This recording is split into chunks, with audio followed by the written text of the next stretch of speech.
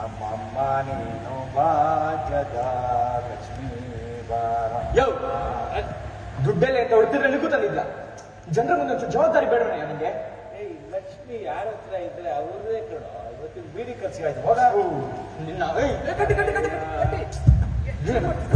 ಇವತ್ತು ಗಂಟಿ ಏನಾಯ್ತು ಅಣ್ಣ? ನೋಡಿ ಅಣ್ಣ, ಎಲ್ಲಿಗೆ ಬಂದು ಗಂಟಿ, ನಮ್ಮ ಮನೆಗೆ ತುಂಬಾ ಜನ ಗೆಸ್ಟ್ಗಳು ಬಂದಿದ್ದಾರೆ.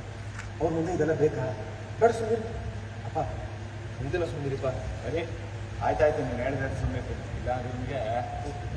ಗಂಟಿ ಸುಮ್ಮನೆ. ಮಯೂರ ಮಯೂರ ಬಂದೆ ಮನೆ ಗೆಸ್ಟ್ಗಳು ಬಂದಿದ್ದಾರೆ. ನಮಸ್ಕಾರ ಎಲ್ರಿಗೂ. ಗಂಧದ ಗುಡಿಗೆ ಸ್ವಾಗತ. ನನಗೆ ಕೊಡೋ ಫಸ್ಟ್. ಕೊಡು ಬೇಡ ಬೇಡ ಅವ್ರಿಗೆ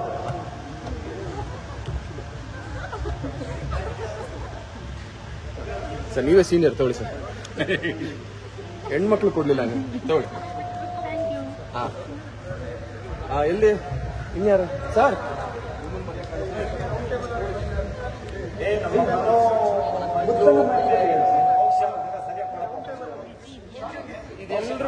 ನಿಮ್ಮೆಲ್ಲರೂ ಪರವಾಗಿ ಅಪ್ಪನ ಕೊಡೋದಿಗೆ ಅಲ್ಲ, ಅವ್ರಿಗೆ ಕೊಡು. ನಮ್ಮ ಮಾಡಿರೋದು ಹೊಸ ಮಾಡಿರ್ತಾರೆ. ನಮ್ಮ ಅಣ್ಣನೇ ಮಾಡಿದ್ರು, ನಮ್ಮ ಮಗನೇ ಮಾಡಿರೋದು. ಚೆನ್ನಾಗಿದೆಯಾ? ವರ್ಷ ಮಂಜು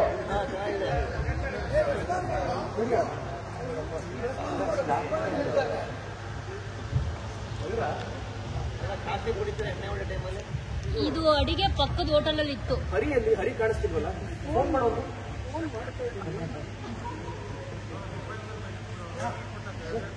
ಹರಿ ಮದುವೆ ಹಾಕೊಂಡ್ ಬರ್ತಿದ್ದ. ಏನು ಯಾರಾದ್ರೂ ಸನ್ಮಾನ ಮಾಡಿ ಕಳ್ಸಿದ್ರೆ ಹೇಗೆ? ಅದ್ ಬೇರೆ ಮಾಡ್ತಾರ ಹಂಗೆ. ನಿಮಗೆ ಮದುವೆ ಮಾಡೋಕ್ಕೆ ಅಂತ ಹೆಣ್ಣು ಹುಡುಕ್ತಾ ಇದ್ದಲ್ಲ. ಏನಂತ ಮೇಡಮ್? ಮೇಡಮ್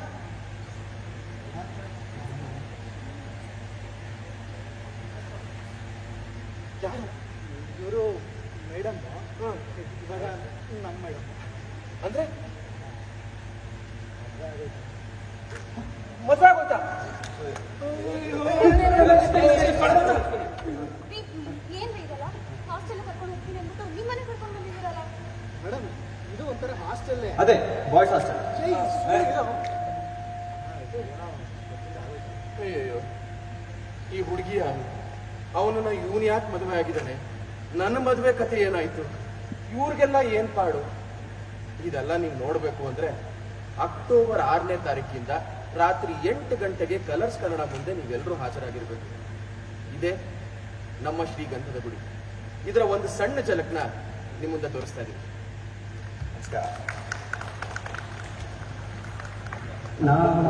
ಅಂತ ಎಲ್ಲ ಪತ್ರಿಕಾ ಮಿತ್ರರಿಗೆ, ಮಾಧ್ಯಮದವರಿಗೆ, ಹಾಗೆ ಸೋಷಿಯಲ್ ಮೀಡಿಯಾ ಮಿತ್ರರಿಗೆ ಎಲ್ರಿಗೂ ನಮಸ್ಕಾರ.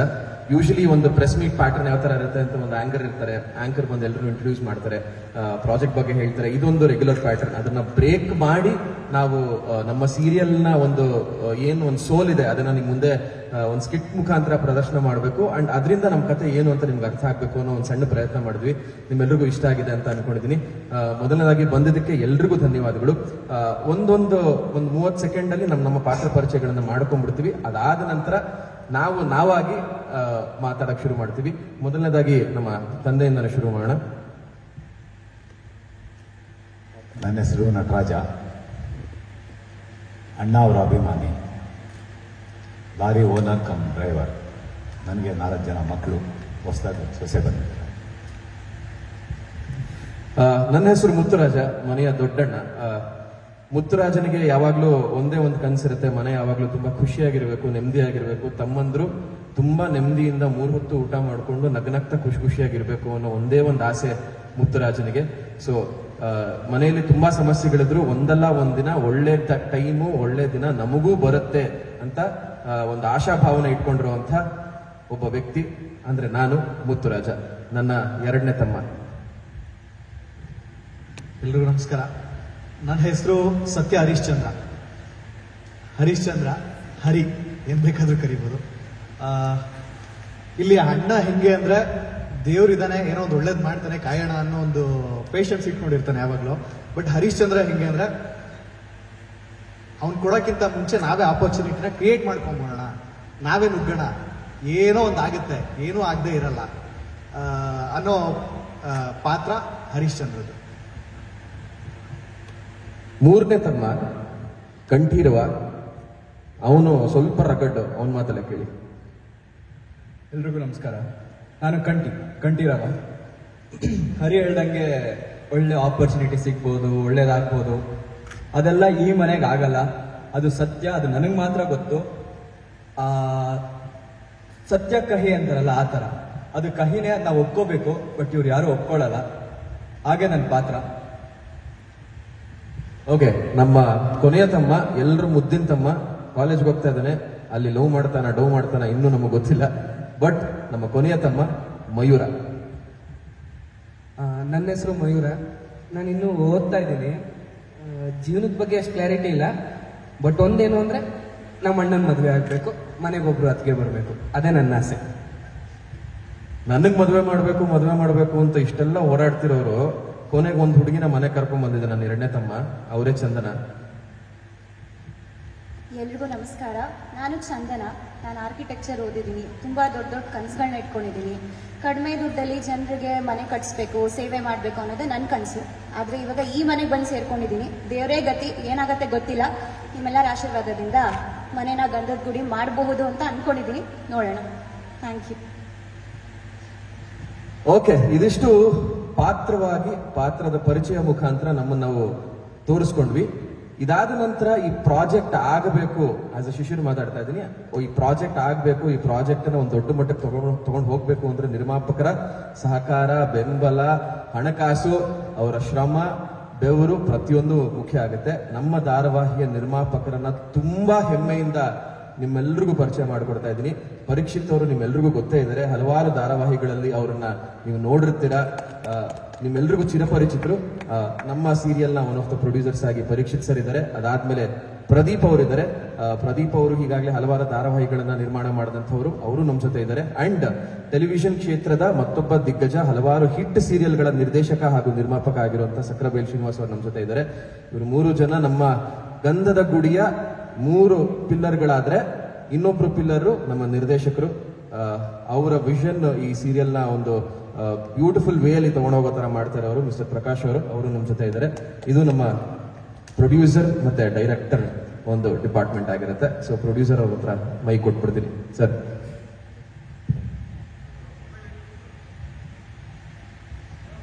ಇದೊಂದು ವಿಶೇಷವಾದ ಧಾರಾವಾಹಿ. ಯಾಕೆಂದರೆ ಯೂಶಲಿ ಟೆಲಿವಿಷನ್ ಸೀರಿಯಲ್ಸ್ ಅಂದಾಗ ಹೆಚ್ಚು ಫೀಮೇಲ್ ಕ್ಯಾರೆಕ್ಟರ್ಸ್ ಮೇಲೆ ಅಥವಾ ಫೀಮೇಲ್ ಪಾತ್ರಗಳ ಮೇಲೆ ಹೆಚ್ಚು ಯಾವಾಗಲೂ ಸರ್ಕ್ಯುಲೇಟ್ ಆಗುತ್ತೆ ಕಥೆ.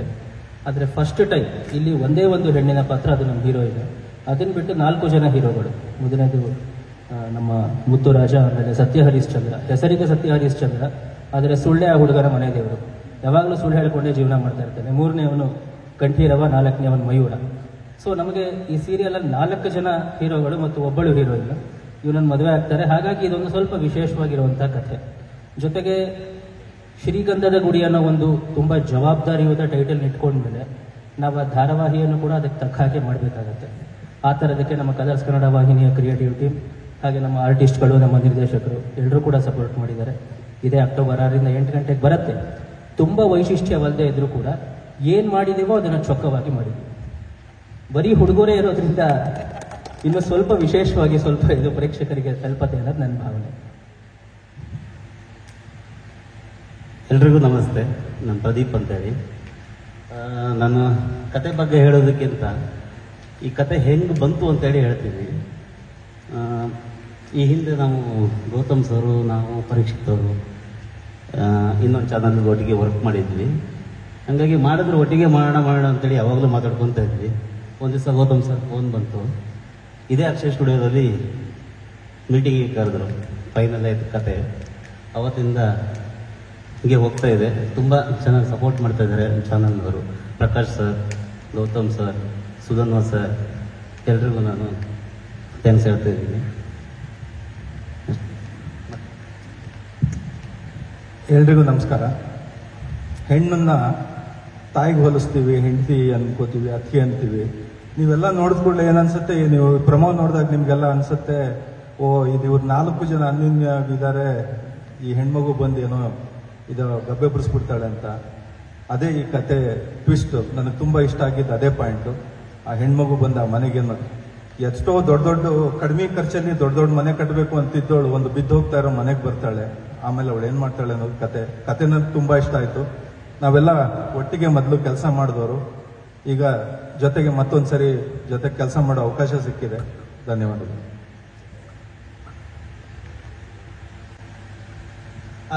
ಎಲ್ರಿಗೂ ನಮಸ್ಕಾರ. ನನ್ನ ಹೆಸರು ಪ್ರಕಾಶ್ ಅಂತ, ಪ್ರಕಾಶ್ ಮುಚ್ಚಳಗುಡ್ಡ. ಬೇಸಿಕಲಿ ನಾನು ನಾರ್ತ್ ಕರ್ನಾಟಕದವರು. ಇದು ನನ್ನ ನಿರ್ದೇಶನದ 2ನೇ ಸೀರಿಯಲ್ಲು. ಮೊದಲನೇದು ಸೂರ್ಯವಂಶ ಅಂತ ಉದಯ ಟಿವಿಲಿ ಬರ್ತಾಯಿತ್ತು. ಇದು ಗಂಧದ ಗುಡಿ.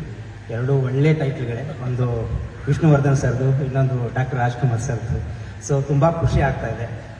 ಸೀರಿಯಲ್ ಬಗ್ಗೆ ಹೇಳಬೇಕು ಅಂದರೆ ತುಂಬ ಒಳ್ಳೆ ಕತೆ. ಎಲ್ಲರೂ ನೋಡಿ, ನಿಮ್ಮ ಪ್ರೋತ್ಸಾಹ ಎಲ್ಲ ಇರಲಿ. ಪಾತ್ರದ ಪರಿಚಯ ಎಲ್ಲ ಹೇಳಿದ್ದಾರೆ. ಸೊ ಜಾಸ್ತಿ ಹೇಳೋದು ಬೇಡ ಅಂತ ನಾನು ಅನ್ಕೋತೀನಿ. Thank you.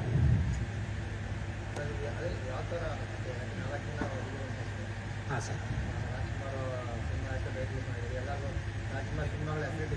ಹಾಂ ಸರ್. ಸರ್, ಈಗ ಗಂಧದ ಗುಡಿ ಸಿನಿಮಾಗೂ ನಮ್ಮ ಸೀರಿಯಲ್ಗೂ ಸಂಬಂಧ ಇಲ್ಲ. ಒಂದು ಬ್ಯೂಟಿಫುಲ್ ಟೈಟ್ಲು ಗಂಧದ ಗುಡಿ ಅನ್ನೋದು, ಅದು ಅಜರಾಮರ, ಅದನ್ನ ಅಳ್ಸಕ್ಕಂತೂ ಆಗಲ್ಲ. ಅದೇ ಥರದ ಒಂದು ಕತೆ ಇದೆ, ಸರಿನಾ? 4 ಜನ ಒಂದು ಬ್ಯಾಚುಲರ್ಸ್ ಮನೆಗೆ ಹೋದಾಗ ಏನು ಫೀಲ್ ಆಗುತ್ತೆ, ಆಮೇಲೆ ಒಂದು ಯಾವುದೋ ಒಂದು ಹೆಣ್ಣಿದ್ದಾಗ ಮನೆಗೆ ಹೋದಾಗ ಏನು ಫೀಲ್ ಆಗುತ್ತೆ ಅನ್ನೋ ಒಂದು ಡಿಫ್ರೆನ್ಸ್ ಇರುತ್ತಲ್ಲ ಸರ್.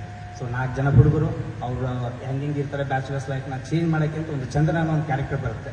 ಅದೇ ಚಂದದ ಗುಡಿ, ಗಂಧದ ಗುಡಿನ ಚಂದದ ಗುಡಿ, ಅಂದದ ಗುಂಡಿ ಮಾಡೋದಕ್ಕೆ ಚಂದ್ರ ಅನ್ನೋ ಒಂದು ಕ್ಯಾರೆಕ್ಟರ್ ಬರುತ್ತೆ ಸರ್. ಅಲ್ಲಿಂದ ಕತೆ ಶುರು ಆಗುತ್ತೆ.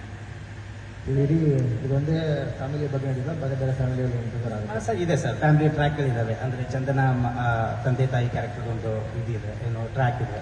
ಅದು ಬಿಟ್ಟರೆ ಇವರು ನಟರಾಜ ಕ್ಯಾರೆಕ್ಟರ್ದು ತಂಗಿ ಮತ್ತು ಅಣ್ಣ, ಆ ಥರದ ಕ್ಯಾರೆಕ್ಟರ್ದು ಇದೆ ಸರ್. ಟ್ರ್ಯಾಕ್ ಒಂದು 3 ಟ್ರ್ಯಾಕ್ ಇದೆ ಸರ್. ಶಿಶಿರವರ ಹೇಳಿ, ನಿಮ್ಮ ಪೇರು ಯಾರು ಅಂತ? ಒಳ್ಳೆ ಕ್ವೆಶ್ಚನ್ ಇದು. ನಾನು ಕೇಳ್ಬೇಕು, ಯಾರಾದ್ರೂ ಕೇಳಲಿ ಅಂತ ಕಾಯ್ತಾ ಇದ್ದೆ. ಇದನ್ನ first time in my career ನನಗೆ ಪೇರಿಲ್ಲ ಸೀರಿಯಲ್ ಅಲ್ಲಿ. ಓಕೆನಾ? ಸೊ ಅದೇ ನನಗೆ ಎಕ್ಸೈಟ್ ಮಾಡಿದ್ದೆ ಅದು. ಫಾರ್ ಎಕ್ಸಾಂಪಲ್, ನಾನು ಇಷ್ಟು ವರ್ಷ ಮಾಡ್ಕೊಂಡ್ ಬಂದಿರೋದು ಒಂದು ಹೀರೋ, ಒಂದು ಹೀರೋಯಿನ್. ಆ ಹೀರೋಯಿನ್ ಮಧ್ಯೆ ಲವ್ವು, ಜಗಳ, ಸಾಮರಸ್ಯ, ತಾರತಮ್ಯ, ಈ ತರ ತೋರಿಸ್ಕೊಂಡು ಹೋಗುವಂತ ಕಥೆಗಳನ್ನ ಮಾಡ್ಕೊಂಡ್ ಬಂದಿದ್ದೀನಿ. ಏನಕ್ಕೆ ಗಂಧದ ಗುಡಿ ಅಂತ ಬಂದಿದ್ದೆ ಇದಕ್ಕೆ? ಬಿಕಾಸ್ ತುಂಬಾ ಅನ್ಕನ್ವೆನ್ಷನಲ್ ಸಬ್ಜೆಕ್ಟ್ ಇದು. ಇಲ್ಲಿ 4 ಜನ ಲೀಡ್ಗಳಂತ ಆಗ್ತಾರೆ. ಅಪ್ಪನೂ ಒಂದು ಮುಖ್ಯವಾಗಿ ಪಾತ್ರವನ್ನು ವಹಿಸ್ತಾರೆ. ಅದೆಲ್ಲದನ್ನು ಮೀರಿ ಮನೆ ಒಂದು ಪಾತ್ರ ವಹಿಸುತ್ತೆ. ಸರ್ ಕೇಳಿದ ಹಾಗೆ ಗಂಧದ ಗುಡಿ ಏನಕ್ಕೆ ಅಂತ ಕೇಳಿದ ಹಾಗೆ, ಮನೆಗೆ ನಾವು ಗಂಧದ ಗುಡಿ ಅಂತ ಏನಕ್ಕೆ ಹೆಸರಿಟ್ಟಿದೀವಿ ಅಂದ್ರೆ, ಆ ಗಂಧದ ಗುಡಿಗೆ ತದ್ವಿರುದ್ಧವಾಗಿರುತ್ತೆ ನಮ್ಮ ಮನೆ. ಸೊ ಆ ಮನೆಯನ್ನ ನಿಜವಾಗ್ಲೂ ಗಂಧದ ಗುಡಿ ಮಾಡಕ್ಕೆ ಇವಳು ಏನಕ್ಕೆ ಬರ್ತಾಳೆ ಅನ್ನೋದೇ ಒಂದು ಕಥೆ ಆಗಿರುತ್ತೆ. ಸೊ ಫಸ್ಟ್ ಟೈಮ್ ನನಗೆ ಪೇರಿಲ್ಲ ನಿಮ್ಗೆ ಅಂತ ಹೇಳಿದಾಗ, ಇಲ್ಲಿ ಇವನು ಯಾವ ತರ ಇರ್ತಾನೆ ಅಂದ್ರೆ, ಮನೆಯಲ್ಲಿ ನಿಮ್ ತಾಯಿ ಯಾವ ತರ ಇರ್ತಾರೆ, ನಿಮ್ಮೆಲ್ಲರೂ ತಾಯಿಂದಿರು, ನನ್ನ ತಾಯಿ ಯಾವ ತರ ಇರ್ತಾರೆ, ತಮ್ಮಂದಿರನ್ನ ತನ್ನ ಸ್ವಂತ ಮಕ್ಕಳಂತೆ ಅವ್ರನ್ನ ಜೋಪಾನವಾಗಿ ಕಾಪಾಡಿಕೊಂಡು ಅವರು ಚೆನ್ನಾಗಿ ಬೆಳೆದು ಯಶಸ್ಸು ಕಾಣಬೇಕು ಅನ್ನೋ ಒಂದೇ ಒಂದು ಯೋಚನೆ ಮಾತ್ರ ಅವನಿಗಿರುತ್ತೆ. ಅದು ಬಿಟ್ಟು ಬೇರೆ ಏನೂ ಆಲೋಚನೆ ಇರಲ್ಲ. ಹಾಗಾಗಿ ಅವನಿಗೆ ಯಾವುದೇ ರೀತಿಯಾದಂತಹ ಲವ್, ಅಟ್ರಾಕ್ಷನ್ ಈ ತರದ್ದು ಯಾವುದೂ ಇರಲ್ಲ. ಅದೊಂದೇ ಒಂದು ಗುರಿ ಆಗಿರುತ್ತೆ ಅಷ್ಟೇ. ಇಡೀ ಸೀರಿಯಲ್ ಸಿಂಗಲ್ ಸಿಂಪ ಅಂತಾರ ಹೇಳಕ್ಕಾಗಲ್ಲ ಸರ್. ಒಂದು ಸಿಮ್ಮಿಡಿ ಬರ್ಬೋದು ಮುಂದಕ್ಕೆ, ಗೊತ್ತಿಲ್ಲ ನಂಗೆ. ತ್ಯಾಗರಾಜ, ನಮಸ್ತೆ ಸರ್. ನಮಸ್ತೆ. ಮುತ್ತುರಾಜ ಕ್ಯಾರೆಕ್ಟರ್. ಹಾ ಸರ್. ಹಾ, ತ್ಯಾಗರಾಜ ಆಗಿ ಪಾತ್ರ ನಿರ್ವಹಿಸ್ತಾ ಇದ್ದೀರಾ? ಹೇಳ್ಬೋದು ಸರ್. ಹೌದು, ಮೋಸ್ಟ್ಲಿ ಕನ್ನಡ ಸಿನಿಮಾದ ತ್ಯಾಗರಾಜ ರಮೇಶ್ ಅರವಿಂದ್ ಸರ್ ಅಂತ ಹೇಳ್ತಾರೆ. ಈಗ ಟೆಲಿವಿಷನ್ ಅಲ್ಲಿ ಸೀರಿಯಲ್ ಮುಂದೆ ಟೆಲಿಕಾಸ್ಟ್ ಆದ್ಮೇಲೆ ತ್ಯಾಗರಾಜ ಮುತ್ತುರಾಜ ಅಂತ ಹೇಳ್ಬೋದು. ಅವನ ಪಾತ್ರನೇ ಆಗಿದೆ ಸರ್. ಮನೆಗೋಸ್ಕರ, ಕುಟುಂಬಕ್ಕೋಸ್ಕರ, ತಮ್ಮಂದಿರಿಗೋಸ್ಕರ, ಅವ್ರ ಖುಷಿಗೋಸ್ಕರ ತನ್ನ ಎಲ್ಲವನ್ನೂ ತ್ಯಾಗ ಮಾಡುವಂತ ಪಾತ್ರನೇ ಮುತ್ತುರಾಜನ ಪಾತ್ರ. ಸೊ ಅವನು ಹಂಗೆ ಇರ್ತಾನ ಅವನು. ನನಗೆ ಆಕ್ಚುಲಿ ಈ ಕತೆ ತಗೊಂಡ್ಬಂದಾಗ ಚಾನಲ್ ಪ್ರಕಾಶ್ ಸರ್ ಹೇಳಿದ್ದೆ ಈ ಒಂದು ಪಾತ್ರ ನಿಮ್ಮ ಒಂದು ನೇಚರ್ ಏನಿದೆ, ನಿಮ್ಮ ಒಂದು ವ್ಯಕ್ತಿತ್ವ ಏನಿದೆ, ಅದಕ್ಕೆ ಟೈಲರ್ ಮೇಡ್ ಪಾತ್ರ. ಹಾಗಾಗಿ ನಿಮ್ಮನ್ನು ಬಿಟ್ಟು ಬೇರೆ ಆಪ್ಷನ್ಸ್ ಇಟ್ಕೊಂಡಿಲ್ಲ ನಾವು ಅಂತ ಪ್ರೊಡ್ಯೂಸರ್ಸ್ ಆಗಿರ್ಬೋದು, ಪ್ರಕಾಶ್ ಸರ್ ಆಗಿರ್ಬೋದು ಹೇಳಿದ್ರು. ಬಿಕಾಸ್ ಬಿಗ್ ಬಾಸ್ ಅಲ್ಲಿ ನನ್ನ ವ್ಯಕ್ತಿತ್ವ ನೋಡ್ಕೊಂಡು ಇದೇ ರೀತಿ ನಿಮ್ಮ ಒಂಚೂರು ಒಂದು ಸಾಮರಸ್ಯ ಇದೆ ನಿಮ್ಮ ಪಾತ್ರಕ್ಕೂ ನಿಮಗೂ ಅಂತ ಹೇಳಿ ಕೊಟ್ಟಂತ ಪಾತ್ರ. ಸೊ ತ್ಯಾಗರಾಜ ಅಂತ ಆಗ್ಬೋದು. ಇಲ್ಲ, ತ್ಯಾಗರಾಜ ಏನಿಲ್ಲ, 100 ಎಪಿಸೋಡ್ ಆದ್ಮೇಲೆ ಬರ್ತಾರೆ ಯಾರು. ಸೀರಿಯಲ್ಗೂ ಮತ್ತೆ ಮನೆಗೂ ರಿಯಾಲಿಟಿ ಇದೆ ಅಂತ ಅನ್ಸುತ್ತೆ. ಯಾಕಂದ್ರೆ ಒಬ್ಬ ತಮ್ಮ ಗ್ಯಾರೇಜ್ ಅಲ್ಲಿ ವರ್ಕ್ ಮಾಡ್ತಾರೆ, ಒಬ್ಬ ತಮ್ಮ ಕಾರ್ ಡ್ರೈವರು, ಇನ್ನು ದೊಡ್ಡ ಅಣ್ಣ ಅಂತೂ ದುಡಿತಾನೆ ಇರ್ತಾರೆ. ಸೊ ಮನೆ ಬ್ಯಾಚುಲರ್ ಇದ್ದಾಗ ಮನೆ ಗಲೀಜಾಗಿರೋದು ಓಕೆ, ಕದ ಸರಿ ಇಲ್ಲ ಮತ್ತೆ ನೆಲ ಸರಿ ಇಲ್ಲ, ಇದೆಲ್ಲ ದುಡಿಯೋ ಮಕ್ಕಳಿಗೆ ರಿಯಾಲಿಟಿ ಇದೆಯಾ? ಮೇಡಮ್ ಅಷ್ಟೊಂದು ನೀಟಾಗಿರಲ್ಲ ಅಂತ. ಗಲೀಜಂದ್ರೆ ತುಂಬಾ ಗಲೀಜಲ್ಲ. ಒಂದು ನೀಟ್ ನೋಡ್ಲಿಲ್ಲ ನಾವು. ಹಾ. ಕದ ಕಿತ್ತೋಗುತ್ತೆ, Okay, ಫ್ಯಾನ್ okay. ಕಿತ್ತೋಗುತ್ತೆ. ದುಡಿಯೋ ಹಾ. ಮಕ್ಳು ಯಾರಾದ್ರೂ ಒಳ್ಳೆ ಫ್ಯಾನ್ ಇಟ್ಕೊಂಡ್ರೆ ಹಳೆ ಕಾಲದ ಫ್ಯಾನ್ ಇಟ್ಕೊಂಡಿರ್ತಾರ? ಅಂದ್ರೆ ತೀರಾ ಬಡತನ ತರ ತೋರಿಸಿದಿರ ನೀವು, ಏನೂ ಇಲ್ಲ ಅನ್ನೋ ತರ. ಹಾ ಮೇಡಮ್, ಅದಕ್ಕೊಂದು ಕಾರಣ ಇದೆ. ಏನಂದ್ರೆ ಕಥೆ ಪ್ರಕಾರ ಇವ್ರಿಗದು ಅವರ ತಂದೆ ಕಡೆಯಿಂದ ಬಳುವಳಿಗೆ ಬಂದಿರುವಂತ ಒಂದು ಆಸ್ತಿ ಇರುತ್ತೆ. ಆ ಆಸ್ತಿ, ಆ ಮನೆ ಲಿಟಿಗೇಷನ್ ಅಲ್ಲಿ ಇರುತ್ತೆ. ಅದಕ್ಕೆ ಏನೇ ಒಂದು ಹೊಸದಾಗಿ ಪೇಂಟ್ ಮಾಡೋದಾಗ್ಲಿ, ಏನೋ ಒಂದು ಹೊಸದಾಗಿ ಏನೋ ಒಂದು ಐಟಮ್ ತರೋದಾಗ್ಲಿ ಮಾಡಿದ್ರೆ, ಅದೇ ಹೇಳಿದ್ರೆ ನಟರಾಜ ಅನ್ನೋ ಒಂದು ತಂಗಿ ಕ್ಯಾರೆಕ್ಟರ್ ಮತ್ತೆ ಒಂದು ಅಣ್ಣನ ಕ್ಯಾರೆಕ್ಟರ್ ಇದೆ, ಅದು ಬಂದು ಜಗಳ ತೆಗಿತಾ ಇರುತ್ತೆ. ಅದು ಮುಂದೆ ಹೋಗ್ತಾ ಹೋಗ್ತಾ ಗೊತ್ತಾಗುತ್ತೆ. Parikshit sir, thank you. ನಿಮ್ಮ ಈ ಪ್ರಶ್ನೆ ನಿಮಗೆ ಮತ್ತು ಸಕ್ರೆಬೆಲ್ ಶ್ರೀನಿವಾಸ್ ಅವ್ರಿಗೆ, ರವಿ ಮಾತಾಡ್ತೀನಿ ಇಲ್ಲಿ. ಅಂದರೆ ಶ್ರೀ ಗಂಧದ ಗುಡಿ ಅನ್ನುವಂಥ ಈ ಒಂದು ಎರಡು ವಿಷಯದಲ್ಲಿ ಸ್ಟ್ರೇಟ್ ಅವೇ ಇಲ್ಲಿ ಎರಡು ವಿಷಯ ದೊಡ್ಡ ವಿಷಯಕ್ಕೆ ಕನೆಕ್ಟ್ ಆಗುತ್ತೆ. ಒಂದು ಡಾಕ್ಟರ್ ರಾಜ್ಕುಮಾರ್ ಅವರ ಫ್ಯಾಮಿಲಿ, ದೊಡ್ಡ ಮನೆ. ಆ್ಯಂಡ್ ಈ ಕಥೆಯ ಪ್ಲಾಟ್ ನೋಡಿದಾಗ, ಅಂದರೆ ನಾವು ಕಂಡಂಥ ಪ್ಲಾಟ್ ನೋಡಿದಾಗ ಇಲ್ಲಿ ಯಜಮಾನ ಸಿಂಹಾದೇಶ ಮೇಲೋ ಬರ್ತಾರೆ. ಅಂದರೆ ಒಂದು ಧಾರಾವಾಹಿಯ ಮೂಲಕವೂ ಇಬ್ಬರು ದಿಗ್ಗಜರನ್ನ ಕನೆಕ್ಟ್ ಆಗುವಂತಹ ರೀತಿಯಲ್ಲಿ ತೋರಿಸುವಂತಹ ಪ್ರಯತ್ನ ಈ ಕಥಾ ಹಂದರದಾಗಿದೆಯಾ ಅಂತ ನನಗೆ ಆಸ್ ಪರೀಕ್ಷಿತ್ ನಿಮಗೆ ಮತ್ತು ಸಕ್ರೆಬೆಲ್ ಶ್ರೀನಿವಾಸ್ ಅವರಿಗೆ ನನ್ನ ಪ್ರಶ್ನೆ. ಬಿಕಾಸ್ ಸಕ್ರೆಬೆಲ್ ಶ್ರೀನಿವಾಸ್ ಅವರು ಪ್ರೂವ್ ಮಾಡಿದ್ದಾರೆ, ಅದ್ಭುತವಾದ ಸೀರಿಯಲ್ ಕೊಟ್ಟವರು. Respect you lot sir, thank you so much. ಅದಕ್ಕೆ ಒಂದು ಕ್ಲಾರಿಫಿಕೇಶನ್ ಇಲ್ಲ, ಅದು ಮೇಯ್ನ್ ಸಿನಿಮಾಗಳಿಗೆ ಆ ಥರ ಏನು ಕನೆಕ್ಟ್ ಆಗಲ್ಲ. ಇದು ಕೇವಲ ಮನೆಯ ಹೆಸರಷ್ಟೇ ಶ್ರೀಗಂಧದ ಗುಡಿ ಅಂತ ಆಗಿರುತ್ತೆ. ಬಟ್ ಈ 4 ಪಾತ್ರದ ಒಂದು ಸರ್ಕಮ್ಸ್ಟೆನ್ಸಸ್ ಏನಿದೆ, ಅದು ಆ ಎಲ್ಲ ದಿಗ್ಗಜ ನಟರು ಮಾಡಿರುವಂತಹ ಪಾತ್ರದ ಪ್ರಕೃತಿಯೇ ಆಗಿರುತ್ತೆ. ಉದಾಹರಣೆಗೆ ಮುತ್ತುರಾಜ್ ಅಂದ್ರೆ ತುಂಬಾ ಸೌಮ್ಯ ಸ್ವಭಾವ, ಇವನು ದಾರಿ ತಪ್ಪಿದ ಮಗ, ಅವನು ಯಾವಾಗಲೂ ರೆಬಲ್ ಸ್ಟಾರ್, ಮೂರನೇ ಅವನು. ಕೊನೆ ಅವನು ತುಂಬಾ ಸಿಂಪಲ್, 3 ಜನ ಅಣ್ಣಂದ್ರೆ ಚೆನ್ನಾಗಿದ್ರೆ ಸಾಕು ಅನ್ನೋ ಥರ. ಸೊ ನಮಗೆ ಒಂದು ಸೀರಿಯಲಲ್ಲಿ ನೋಡಿ, ಒಬ್ಬ ಹೀರೋ ಒಂದು ಕೋಪಿಷ್ಟ ಆಗಿರ್ತಾನೆ ಅಥವಾ ಸೌಮ್ಯ ಸ್ವರೂಪಿ ಆಗಿರ್ತಾನೆ. ಇಲ್ಲಿ ನಮಗೆ 4 ಪಾತ್ರದ ಹೆಚ್ಚು ಕಮ್ಮಿ ನವರಸಗಳು ಬಂದಾಗ ಆಗ್ಬಿಡುತ್ತೆ. ಕೊನೆಗೆ ಅವಳು ಬಂದು ಆ 4 ಜನನ ಒಂದು ದಾರಿಗೆ ತರ್ತಾಳ. ಅವ್ರು ಹೇಳಿದಾಗೆ ಅಷ್ಟು ಕೊಳಕಾಗಿರೋ ಮನೆಯನ್ನ ಸಸ್ಟೈನಬಲ್ ಮಾಡಬೇಕು ಇಡೀ ದೇಶಕ್ಕೆ ಅಂತ ಹೊರಟಿರ್ತಾಳೆ ಅವಳು. ಬಟ್ ತನ್ನ ಮನೆಯೇ ಆ ಪರಿಸ್ಥಿತಿನಲ್ಲಿರುತ್ತೆ. ಅದನ್ನ ಅವಳು ಸರಿ ಮಾಡ್ತಾಳ ಅನ್ನೋದೇ ಕಥಾಹಂದರ. ಬಟ್ ಅದು ಯಾವುದೇ ಆ ಹಳೆ, ಯಾಕಂದ್ರೆ ದೊಡ್ಡ ಮನೆಯ 3 ಜನರು ಆ ಸಿನಿಮಾವನ್ನ ಮಾಡಿದ್ದಾರೆ, ಶ್ರೀಗಂಧದ ಗುಡಿ. ಸೊ ಅದಕ್ಕೂ ಮತ್ತು ಇದಕ್ಕೂ ಯಾವುದೇ ಸಂಬಂಧ ಇಲ್ಲ. ಅವರ ಅಣ್ಣ ಅವರ ಅಭಿಮಾನಿಯಾಗಿರೋದ್ರಿಂದ ಮಕ್ಕಳಿಗೂ ಅಣ್ಣ ಅವರಿಗೆ ಸಂಬಂಧಪಟ್ಟ ಹೆಸರು, ಅವರ ಮನೆಗೂ ಅಣ್ಣ ಅವರ ಸಂಬಂಧಪಟ್ಟ ಹೆಸರು ನಿಂತಿರ್ತಾರೆ. ಇಷ್ಟೇ ಕಥೆ. ಸರ್, ನೀವು ಅವಾಗಲೇ ಹೇಳಿದ್ರಿ ಹುಡುಗರ ಸ್ಟೋರಿ ಇದು ಚೆನ್ನಾಗಿರುತ್ತೆ ಅಂತ. ಹುಡುಗಿ ಬಂದ್ಮೇಲೆ ಅಲ್ವಾ ಚೆನ್ನಾಗಾಗೋದು? ಆಕ್ಚುಲಿ ನಿಮ್ಮ ಪ್ರಶ್ನೆಗೆ ನಾನು ಉತ್ತರ ಕೊಡ್ತೀನಿ, ಧನ್ಯವಾದಗಳು. ಅವನು ನಟರಾಜ ಒಬ್ಬ ಲಾರಿ ಡ್ರೈವರ್ ಆಗಿರ್ತಾನೆ. ಅವನ ಅಣ್ಣವ್ರ ಅಭಿಮಾನಿ ಆಗಿರೋದ್ರಿಂದ ಆ ಲಾರಿಗೆ ಗಂಧದ ಗುಡಿ ಅಂತ ಹೆಸರು ಹಾಕೊಂಡಿರ್ತಾನೆ. ನೀವು ನೋಡಿರ್ಬೋದು, ಆ ಲಾರಿ ನೇಮ್ ಪ್ಲೇಟೇ ತಂದು ಆ ಮನೆ ಮುಂದೆ ಹಾಕೊಂಡಿರ್ತಾನೆ. ಅಷ್ಟೇ, ಅದ್ರ ಉದ್ದೇಶ ಇನ್ನೇನು ಇಲ್ಲ.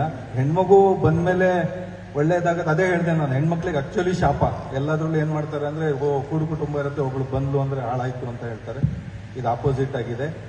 ಆಮೇಲೆ ತುಂಬಾ ಡಿಫ್ರೆಂಟ್ ಆಗಿದೆ, ನಮ್ಗೆ ತುಂಬಾ ಇಷ್ಟ ಆಗಿದ್ದೆ ಅದು. ನಮ್ಮಲ್ಲಿ ಒಂದು ಚಾನಲ್ಗೂ ತುಂಬಾ ಧೈರ್ಯ ಬೇಕು. ನೀವು ಫಸ್ಟ್ ಪ್ರಮೋ ನಿಮಗೆ ತೋರಿಸ್ಲಿಲ್ಲ ಇಲ್ಲಿ, ನೀವು ಫಸ್ಟ್ ಪ್ರಮೋ ನೋಡಿ.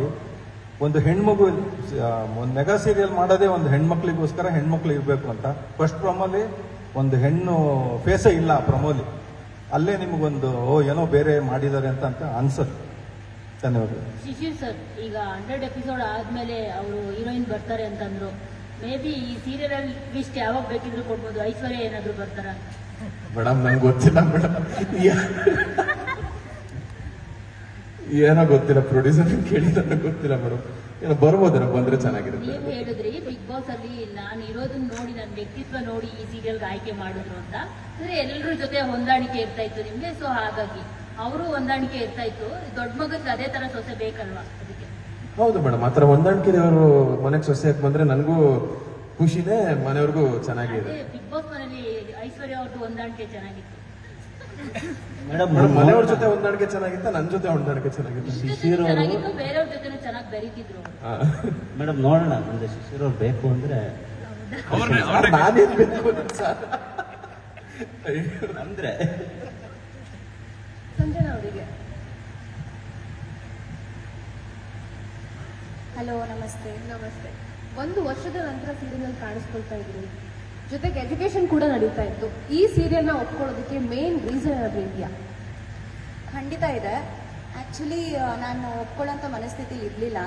ಬಟ್ ನಂಗೆ ಫಸ್ಟ್ ಪ್ರದೀಪ್ ಸರ್ ಕಾಲ್ ಮಾಡಿದ್ದು ಈ ಪ್ರಾಜೆಕ್ಟ್ಗೆ. ನನ್ಗೆ ಅವ್ರು ಮುಂಚೆಯಿಂದನೂ ಪರಿಚಯ. ಅವ್ರು ಅವಾಗಲೇ ಹೇಳಿದ್ರು ನಾನೊಂದು ಒಳ್ಳೆ ಪ್ರಾಜೆಕ್ಟ್ ಮಾಡಿದಾಗ ನಾವು ಒಟ್ಟಿಗೆ ಕೆಲಸ ಮಾಡೋಣ ಫ್ಯೂಚರಲ್ಲಿ ಸಂಜನಾ ಅಂತ ತುಂಬ ಲಾಂಗ್ ಬ್ಯಾಕೇ ಹೇಳಿದರು. ಬಟ್ ಈಗಲೂ ನಾನು ಓದ್ತಿದ್ದೀನಿ, ಎಜುಕೇಷನ್ ಈಗಲೂ ನಡೀತಿದೆ. ಸೊ ಎಲ್ಲೋ ನನಗೆ ಸ್ವಲ್ಪ ಡೈಲಮಾದಲ್ಲಿದ್ದೆ. ಬಟ್ ಅವ್ರು ಹೇಳಿದ್ರು ಒಂದ್ಸಲ ಮೀಟಿಂಗ್ ಬಾ, ಕತೆ ಕೇಳು, ಕ್ಯಾರೆಕ್ಟರ್ ಕೇಳು, ಆಮೇಲೂ ನಿನ್ಗೆ ಹಾಗೆ ಅನಿಸಿದ್ರೆ ಮುಂದೆ ಮಾತಾಡೋಣ ಅಂತ. ಸೊ ಒಂದ್ಸಲ ಎಲ್ಲ ಜೊತೆ ಟೆಕ್ನಿಕಲ್ ಟೀಮ್ ಜೊತೆ ಎಲ್ಲ ಮೀಟಿಂಗ್ ಮಾಡಿದ್ಮೇಲೆ, ಕತೆ ಕೇಳಿದ್ಮೇಲೆ, ಪಾತ್ರ ಬಗ್ಗೆ ತಿಳ್ಕೊಂಡ್ಮೇಲೆ ನನಗೆ ಇಲ್ಲ ಅಂತ ಹೇಳೋದಕ್ಕೆ ಯಾವುದೇ ಕಾರಣ ಸಿಗಲಿಲ್ಲ. ಆ್ಯಂಡ್ ನನ್ನ ಎಜುಕೇಷನ್ಗೂ ಎಲ್ಲ ರೀತಿಲೂ ಸಪೋರ್ಟ್ ಮಾಡ್ತೀವಿ ಅಂತ ಪ್ರೊಡಕ್ಷನ್ ಹೌಸೂ ಹೇಳ್ತು. ಆ್ಯಂಡ್ ಚಾನೆಲ್ ಕಲರ್ಸ್ ಕಡೆಯಿಂದನೂ ನನಗೆ ಅದೇ ಥರ ಪಾಸಿಟಿವ್ ರೆಸ್ಪಾನ್ಸ್ ಬಂತು. So I thought why not, because ಈ ಥರ ಒಂದು ಕಾನ್ಸೆಪ್ಟ್ ಕನ್ನಡ ಸೀರಿಯಲ್ ಹಿಸ್ಟ್ರಿಲೇ ಮೊದಲನೇ ಸಲ ತಗೋತಿರೋದ್ರಿಂದ ಇದು ಲೈಫಲ್ಲಿ ಒನ್ ಟೈಮ್ ಆಪರ್ಚುನಿಟಿ ಥರ ನನಗನ್ನಿಸ್ತು. ಆ್ಯಂಡ್ ಟೈಟಲ್ ಕಾರ್ಡ್ ನೋಡ್ತಿದ್ರೇ ಗೊತ್ತಾಗುತ್ತೆ ಎಷ್ಟು ಒಳ್ಳೆ ಪಾತ್ರದಲ್ಲಿ ನಾನು ಕಾಣಿಸ್ಕೊತಿದ್ದೀನಿ ಅಂತ.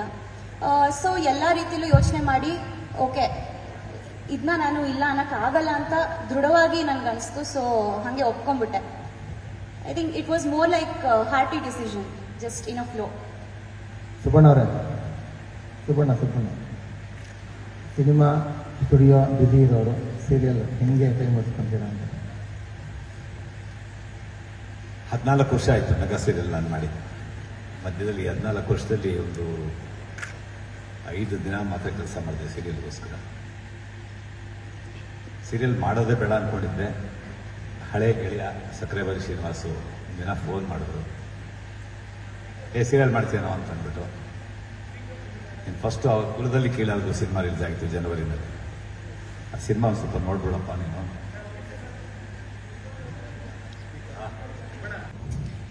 ಭಾಳ ಚೆನ್ನಾಗಿದೆ ಸಿನಿಮಾ, ತುಂಬ ಚೆನ್ನಾಗಿ ಮಾಡಿದೆ ನೀನು, ನಮ್ಮ ಸೀರಿಯಲ್ ಮಾಡ್ತೀನಿ ಅಂದರು.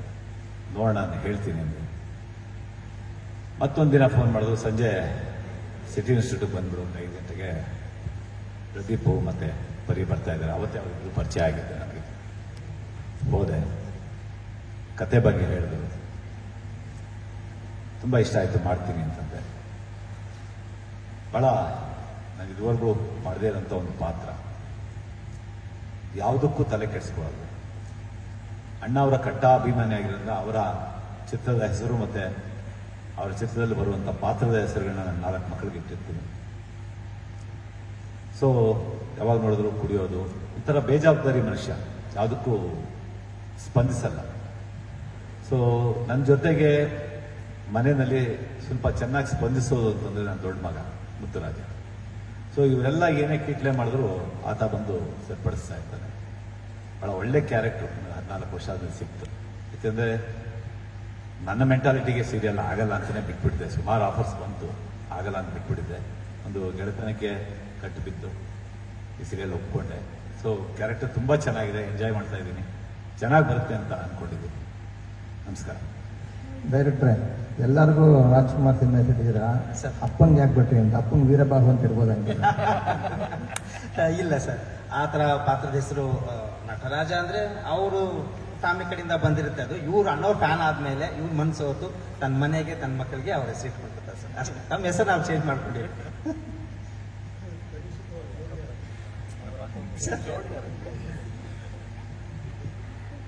ಊರಲ್ಲಿ ಬೇರೆ ಬೇರೆ ಥರ ಮಾತಾಡ್ತಾ ಇರ್ತಾರೆ.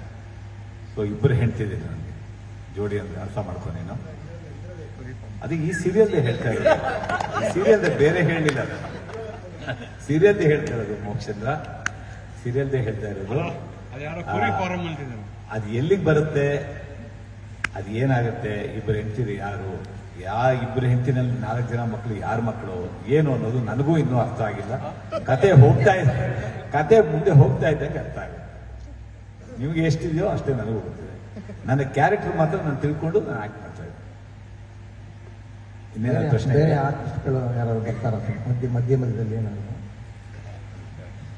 ಸರ್ ಬರ್ತಾರೆ ಸರ್, ಕೆಲವೊಂದು ಪಾತ್ರಗಳಿದ್ದಾವೆ. ಒಂದು ಪೇರು ಇವ್ರಿಗೂ ಅಂತ ಅಂದ್ಕೊಂಡಿದ್ದೀವಿ, ಮುತ್ತರಾಜ್ ಅವ್ರಿಗೂ ಪೇರ್ ಅಂತ ಅಂದ್ಕೊಂಡಿದ್ದೀವಿ, ಕಂಠೀರವ್ರಿಗೂ ಪೇರ್ ಅಂತ ಅಂದ್ಕೊಂಡಿದ್ದೀವಿ. ಮುಂದೆ ಹೋಗ್ತಾ ಹೋಗ್ತಾ ಮಯೂರಾಗೂ ಪೇರ್ ಆಗುತ್ತೆ. ಇವ್ರ ಪೇರಂತೂ ಆಲ್ರೆಡಿ ಆಗಿದೆ. ಇವ್ರ ಫ್ಲಾಶ್ ಬ್ಯಾಕು ಮುಂದೆ ಹೋಗ್ತಾ ಮೊದಲನೇ ಹೆಂಡತಿ, 2ನೇ ಹೆಂಡತಿ, ಅವರೇ ಹೇಳಿದ್ರಲ್ಲ ಇಬ್ಬರು ಹೆಂಡತಿ ಅಂತ ಹೋಗ್ತಾ ಓಪನ್ ಆಗ್ತಾ ಒಂದೊಂದೇ ಈರುಳ್ಳಿ ಲೇಯರ್ ಥರ ಒಂದೊಂದೇ ಓಪನ್ ಆಗ್ತಾ ಹೋಗುತ್ತೆ ಸರ್. ಸುಬ್ಬಣ್ಣನು ಡುಯೆಟ್ ಆಡ್ತಾರೆ. ಶೂಟಿಂಗ್ ಫ್ಲಾಶ್ ಬ್ಯಾಕ್ ಅಲ್ಲ ಸರ್. ಆಮೇಲೆ ಇದರಲ್ಲಿ ಟ್ರ್ಯಾಕ್ಗಳಿದೆ ಸರ್, 3 ಟ್ರ್ಯಾಕ್ ಇದೆ ಸರ್. ಈಗ ಒಂದೇ ಟ್ರ್ಯಾಕ್ 3 ಟ್ರ್ಯಾಕ್ ಇದೆ. 3 ಕಡೆ ಕತೆ ಹೋಗುತ್ತೆ ಬಿಗಿನಿಂಗಿಂದ. ಶೂಟಿಂಗ್ ಏನಾದ್ರು ಬೇರೆ ಬೇರೆ ಪ್ಲಾನ್ ಮಾಡ್ತಾರೆ, ಲೊಕೇಶನ್ಗಳು ಬೇರೆ ಬೇರೆ ಊರುಗಳು ಆ ಥರ ಏನಾದ್ರು ರಾಜ್ಯಗಳು? ಔಟ್ಡೋರ್ ಇದೆ, ಚಿಕ್ಕಮಗಳೂರು, ಕೊಪ್ಪ, ಸಕಲೇಶ್ಪುರ, ಈ ಕಡೆದೆಲ್ಲ ಔಟ್ಡೋರ್ ಶೂಟು ಇದೆ, ಪ್ಲಾನ್ ಮಾಡ್ತಾಯಿದ್ದೀವಿ.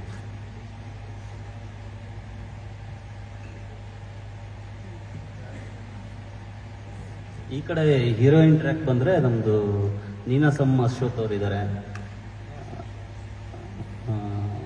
ಅಪ್ಪನ ಕ್ಯಾರೆಕ್ಟರ್ ಅವ್ರು ಮಾಡ್ತಾ ಇದ್ದಾರೆ. ಗಂಧದಗುಡಿ ಸೆಟ್ಟು ಎಲ್ಲಿ ಇದು ಮನೆ? ಪುಟಾಣ ಸ್ಟುಡಿಯೋ, ಅದು ಸೆಟ್ ಬಿಲ್ಡ್ ಮಾಡಿದ್ವಿ ಅಲ್ಲಿ. ಓಕೆ, ಒಳ್ಳೆಯದಾಗಲಿ, ಆಲ್ ದ ಬೆಸ್ಟ್. ಓಕೆ, ಬಂದಿದ್ದಕ್ಕೆ ಮತ್ತೊಮ್ಮೆ ಎಲ್ರಿಗೂ ಧನ್ಯವಾದಗಳು. ಒಂದು ಅದ್ಭುತವಾದಂಥ ಪ್ರಯತ್ನ, ಒಂದು ಮನಸ್ಸಿನಿಂದ ತುಂಬಾ ಒಳ್ಳೆ ಉದ್ದೇಶಗಳನ್ನ ಇಟ್ಕೊಂಡು ಮಾಡ್ತಿರುವಂತ ಒಂದು ಪ್ರಾಜೆಕ್ಟ್ ಇದು.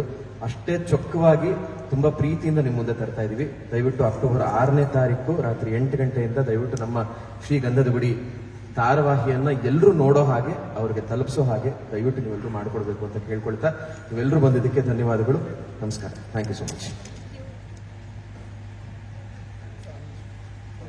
ಆಮೇಲೆ ಇನ್ನೊಂದು ನಮ್ಮದು ಟೆಕ್ನಿಷಿಯನ್ಸ್ ಟೀಮ್ ಹೇಳಬೇಕು ಅಂದರೆ DOP ಕಾಂತರಾಜ್ ಅಂತೇಳಿ ಮಾಡ್ತಾ ಇದ್ದಾರೆ, ಪ್ರಕಾಶ್ ಡೈರೆಕ್ಷನ್ ಮಾಡ್ತಾ ಇದ್ದಾರೆ. ಆಮೇಲೆ ಒಂದು ಆರ್ಟ್ ವರ್ಕ್ ಬಂದ್ಬಿಟ್ಟು ಮಂಜುನಾಥ್ ಅಂತೇಳಿ ಮಾಡಿದ್ದಾರೆ. ಆಮೇಲೆ ಯೋಗರಾಜ್ ಭಟ್ರು ಲಿರಿಕ್ಸ್ ಬರೆದಿದ್ದಾರೆ, ಗೋಸ್ಪೀರ್ ಅವ್ರು ಬರೆದಿದ್ದಾರೆ ಲಿರಿಕ್ಸು. ನಮ್ಮ ಕಂಟೆಂಟೆಡ್ ಬಂದ್ಬಿಟ್ಟು ಗೌತಮ್ ಅವರು ಚಾನಲಿಂದ.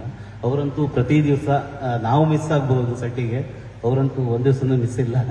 ಗೌತಮ್ ಅವರು, Sushma madam and Prakash sir, Sudhanva sir, ನಮ್ಮ ಪ್ರೋಮೋ ಮಾಡಿದ್ದು ಸುದರ್ಶನ್ ಸರ್, ಇವ್ರಿಗೆಲ್ರಿಗೂ ನಾವು ತುಂಬ ಧನ್ಯವಾದಗಳು ಹೇಳ್ತೀವಿ. Thank you sir. Gautam sir, ನೀವೆಲ್ಲ ಇದ್ದೀರಾ? Thank you sir. ಅಂದ್ರೆ ಸರ್ ಪ್ರದೀಪ್ ಸರ್ ಹೇಳಿದಾಗ ಟೆಕ್ನಿಷಿಯನ್ ಸ್ಕೀಮ್ ನ ಇಂಟ್ರೊಡ್ಯೂಸ್ ಮಾಡಿಕೊಟ್ರು. ಅಲ್ಲಿ ಒಂದು ಆಡ್ ಮಾಡಕ್ಕೆ ಇಷ್ಟಪಡ್ತೀನಿ ಬಿಫೋರ್ ವಿ ಫಿನಿಶ್. ಒಂದು ಸಿನಿಮಾ ಅಂತ ಬಂದಾಗ ಯೂಶಲಿ ಪಾತ್ರ ವರ್ಗ ಎಷ್ಟು ಸ್ಟ್ರಾಂಗ್ ಆಗಿರ್ಬೇಕು ಅಂತ ಯೋಚನೆ ಮಾಡ್ತಿರೋ, ತಾಂತ್ರಿಕ ವರ್ಗ ಕೂಡ ಅದಕ್ಕಿಂತ ಸ್ಟ್ರಾಂಗ್ ಆಗಿರ್ಬೇಕು ಅಂತ ಒಂದು ಸಿನಿಮಾನ ಮಾಡುವಂತ ಒಂದು ವಾಡಿಕೆ. ಆದ್ರೆ ನಮ್ಮ ಗಂಧದಗುಡಿ ತಂಡ ಅಂತ ಬಂದಾಗ ತಾಂತ್ರಿಕ ವರ್ಗ ಅದ್ಭುತವಾಗಿರುವಂತ, ತುಂಬಾ ಸ್ಟ್ರಾಂಗ್ ಆಗಿರುವಂತ ಟೆಕ್ನಿಷಿಯನ್ಸ್ ಟೀಮ್ ನಮ್ಮ ಜೊತೆ ಇದ್ದಾರೆ. ಸ್ಪೆಷಲಿ ಕಾಂತರಾಜು ಅವ್ರ ಬಗ್ಗೆ ಮಾತಾಡ್ತಾ ಇದ್ರು DOP ಅವರು. ಪ್ರತಿ ಒಂದು ಶಾರ್ಟು, ಅದರ ಮೂಡು, ಅದರ ಲೈಟು ಹಿಂಗೇ ಬರಬೇಕು, ಇದೇ ತರ ಆಗಬೇಕು ಅಂತ ನಿರ್ದೇಶಕರು DOP ಇಬ್ರು ಕೂತ್ಕೊಂಡು ಪ್ರತಿ ಒಂದು ಸೀನ್ಗೂ ಒಂದು ಮೂಡ್ನ ಕ್ರಿಯೇಟ್ ಮಾಡ್ತಾರೆ. ಸೊ ನಾವು ಪ್ರತಿ ಒಂದು ಎಪಿಸೋಡ್ಗಳು, ನೆನ್ನೆ ಆಕ್ಚುಲಿ ಒಂದು 2 ಎಪಿಸೋಡ್ ನೋಡಿದೆ ನಾನು ಕೂತ್ಕೊಂಡು, ಮೊದಲನೇ ಬಾರಿ ನೋಡಿದ್ದು ನಾನು ಪೂರ್ತಿ ಕಂಪ್ಲೀಟ್ ಎಪಿಸೋಡ್ಸ್ ಮ್ಯೂಸಿಕ್ ಆದ್ಮೇಲೆ ನೋಡಿದಂಥದ್ದು. ನಿಜವಾಗ್ಲೂ ಯಾವುದೋ ಒಂದು ಸಿನಿಮಾ ನೋಡಿ ಹೊರಗಡೆ ಬಂದಂತ ಒಂದು ಫೀಲು. ನಾನೇ ಆ ಪಾತ್ರನ ಆಕ್ಟ್ ಮಾಡಿದ್ರು ಅಥವಾ ನನ್ನ ಜೊತೆ ಇರೋರೇ ಆಕ್ಟ್ ಮಾಡಿದ್ರು, ಕಣ್ಣಂಚಲ್ಲಿ ನೀರು ಬಂದಂತ ಒಂದು ಫೀಲು. ಸೊ ಈ ತರ ಆಗಿ ಒಂದು ಸಿನಿಮಾ ಮಟ್ಟಿನ ಕ್ವಾಲಿಟಿನ ತಗೊಂಡ್ಬರುವಂತ ಒಂದು ಪ್ರಯತ್ನ ಮಾಡಿದ್ವಿ. ಎಲ್ರಿಗೂ ಈ ಸೀರಿಯಲ್ ಮುಖಾಂತರ ಒಂದು ಒಳ್ಳೆ ಫೀಲಿಂಗ್ ನ ಕೊಡಬೇಕು, ಒಂದು ಒಳ್ಳೆ ಭಾವನೆಯನ್ನು ಹಂಚಬೇಕು ಈ ಗಂಧದ ಗುಡಿಯ ಮುಖಾಂತರ ಅಂತ ಮಾಡ್ತಿರುವಂತ ಒಂದು ಚಿಕ್ಕ ಪ್ರಯತ್ನ ಇದು. ಸೊ ಆಮೇಲೆ ಇನ್ನೊಂದು ಮೈನ್ ಬಿಟ್ಬಿಟ್ಟೆ ನಾನು, ಇದರ ಸ್ಕ್ರೀನ್ ಪ್ಲೇ ಬಂದ್ಬಿಟ್ಟು ಮಿಸ್ಟರ್ ತಮಿಳ್ದಾಸನ್ ಅಂತೇಳಿ ಮಾಡ್ತಾ ಇದ್ದಾರೆ. ಆಮೇಲೆ ಸ್ಕ್ರಿಪ್ಟ್ ರೈಟಿಂಗು ಸತ್ಯಕಿ ಅಂತೇಳಿ ಮಾಡ್ತಾ ಇದ್ದಾರೆ. ಆಮೇಲೆ ನಮ್ಮದು ಎಡಿಟ್ರು ಇವನು ವಿನಾಯಕ್ ಅಂತೇಳಿ ಮಾಡ್ತಿದ್ದಾನೆ. ಮೂರು ನಮ್ಮದು ಟೆಕ್ನಿಷಿಯನ್. ರೀಬೇಕೆ ಇದು ತಮಿಳದು ಕತೆ ಎಳೆ ತಗೊಂಡಿದ್ವಿ ನಾವು, ಬಟ್ ಇಲ್ಲಿ ನೆಗೆಟಿವಿಟಿ ತಗೊಂಡು ನಾವು ಚೇಂಜ್ ಮಾಡ್ಕೊಂಡು ಮಾಡ್ತಾ ಇದ್ವಿ. ಮೂಲ ಸ್ಕ್ರಿಪ್ಟ್ ತಮಿಳಿಂದ ತಗೊಂಡಿದ್ದು, ಅದ್ರ ಮೇಲೆ ಸ್ವಲ್ಪ ಬಿಲ್ಡ್ ಮಾಡಿದ್ದೀವಿ ರಿಮೇಕ್. ನಾನು ಈ ಹಿಂದೆನೂ ಒಬ್ಬ ಮೆಗಾ ಸೀರಿಯಲ್ ಆ್ಯಕ್ಟ್ ಮಾಡಿದ್ದೀನಿ. ಆ ಪ್ರೊಡಕ್ಷನ್ಗಳಿಗೂ ಈ ಪ್ರೊಡಕ್ಷನ್ಗೂ ಬಹಳ ವ್ಯತ್ಯಾಸ ಇದೆ. ನನಗೆ ಆಶ್ಚರ್ಯ ಆಗುತ್ತೆ, ಸೀರಿಯಲ್ನ ಈ ರೀತಿ ಮಾಡ್ತಾ ಹೋದ್ರೆ ಹೇಗೆ ಅಂತ. ಒಂದೊಂದು ಸೀನ್ನ ಫಸ್ಟ್ ಟೈಮ್ ನನ್ನ ಎಕ್ಸ್ಪೀರಿಯನ್ಸು. ಸಿನಿಮಾದಲ್ಲೂ ಮಿನಿಮಮ್ 2 ಸೀನು 3 ಸೀನ್ ಮಾಡ್ತಾ ಇರ್ತೀವಿ. ಒಂದೊಂದು ಸೀನ್ ಮಾಡೋದಕ್ಕೆ ಮಿನಿಮಮ್ 2 ದಿನ ತಗೊಳ್ತಾ ಇದ್ದೀನಿ. ಮಿನಿಮಮ್ ಯಾವುದೇ ಸೀನು 1 ದಿನಕ್ಕೆ ಮುಗಿದಿಲ್ಲ ನನಗೆ. ಸೊ ಎಷ್ಟೋ ಸತಿ ಪ್ರಕಾಶ್ ಅವ್ರ ಮೇಲೆ ಸಿಡಿಮಿಡಿಕೊಂಡಿದ್ದೀವಿ. ನಮ್ಮನ್ನು ಕೂರಿಸ್ಕೊಂಡು 8 ಗಂಟೆಗೆ ಸಾಕಾಕಪ್ಪ ಆಯ್ತು ನಮ್ಗೆ ಹೋಗ್ಬೋದು ಈ ಥರ ಬಹಳ ಚೆನ್ನಾಗಂತೂ ಬರ್ತಾ ಇದೆ ಸೀರಿಯಲ್ಲು. ನನಗೆ ಸೀರಿಯಲ್ ಧಾರಾವಾಹಿ ಕ್ಷೇತ್ರದಲ್ಲಿ ಹೊಸ ಅನುಭವ ಇದೆ. 2011 ನಾನು ಭಾಳಷ್ಟು ಸೀರಿಯಲ್ಗಳಲ್ಲಿ ಮಾಡಿದ್ದೆ. ಒಂದು ಬ್ಯಾಡ್ ಇನ್ಸಿಡೆಂಟಿಂದ ಸೀರಿಯಲ್ ಮಾಡೋದು ಅಂತ ಬೇಡ ಅಂತ ಬಿಟ್ಟೆ. ಕೇಳ್ತಾನೆ ಇದ್ರು, ಈಗ 2 months ಬ್ಯಾಕೂ ಕೇಳ್ತಾ ಇದ್ರು. ಆಮೇಲೆ ನಾನು ನನ್ನ ಗ್ರೂಪಲ್ಲಿ ಟ್ರೈಲರು ಟೀಸರು ರಿಲೀಸ್ ಮಾಡಿದಾಗ ಎಷ್ಟು ಜನ ಫೋನ್ ಮಾಡಿದ್ರೆ ಯಾವ್ದು ಹೊಸ ಸಿನಿಮಾ ಅಂತ. ಅಲ್ಲಿ ಟೈಟಲ್ ಕಾರ್ಡಲ್ಲಿ ಬರುತ್ತೆ ಸೀರಿಯಲ್ ಅಂತ, ಆದರೂ ಸುಮ್ಮನೆ ಯಾವುದು ನೋಡಲ್ಲ ಅವರು. ಯಾವ್ದು ಸಿನಿಮಾ ಸಿಗೋಣ, ಯಾವಾಗ ರಿಲೀಸು, ತುಂಬ ಚೆನ್ನಾಗಿ ಬಂದಿದೆ ಅಂದರೆ ನಮ್ಮ ಕಾಂತರಾಜು ಆ ರೀತಿ ಕ್ವಾಲಿಟಿ. ಅದಕ್ಕೆ ಅವ್ರಿಗೆ ಸಪೋರ್ಟಿವ್ ಆಗಿ ಪ್ರೊಡ್ಯೂಸರ್ಸು ಮತ್ತು ಡೈರೆಕ್ಟರ್ ತುಂಬ ಚೆನ್ನಾಗಿ ಕೆಲಸ ಮಾಡ್ತಾ ಇದ್ದೀವಿ. ಟೋಟಲ್ ಆರ್ಟಿಸ್ಟ್ಗಳು ಚೆನ್ನಾಗಿ ಬರ್ತಾ ಇದೆ. ಇನ್ನು ನಿಮ್ಮ ಸಹಕಾರ ಬೇಕು ನಮಗೆ. ನಮಸ್ಕಾರ. ಜಯಂತ್ ಗಣೇಶ್ ಕೇಳಿ ಸರ್. ನಮ್ಮ ಹೀರೋಯಿನ್ ಬರ್ತಾರೆ ಸ್ವಲ್ಪ ದಿನದಲ್ಲೇ. ಅಂದ್ರೆ ಗ್ಯಾರೇಜ್ ಲವ್ ಸ್ಟೋರಿ.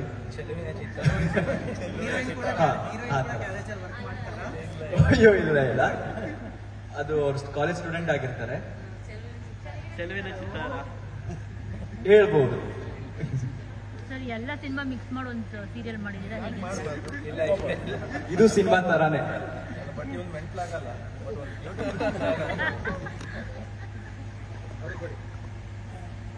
ಅವರು ರಾಮಾಚಾರಿ ನನ್ಗೆ ಯಾರು ಸಿಂಗಲ್ ಗಣಿ ನಮ್ಮ ಹತ್ರ ಬಂದಿದ್ದೇ ಬೇರೆ ವಿಷಯಕ್ಕೆ, ಅದಾಗಿದ್ದೇ ಬೇರೆ. ಯಾರನ್ನೋ ಕರ್ಕೊಂಡು ಬಂದಿದ್ದು ನಮ್ಮ ಸೀರಿಯಲ್ ಕಮಿಟ್ ಆಗಿದ್ದು.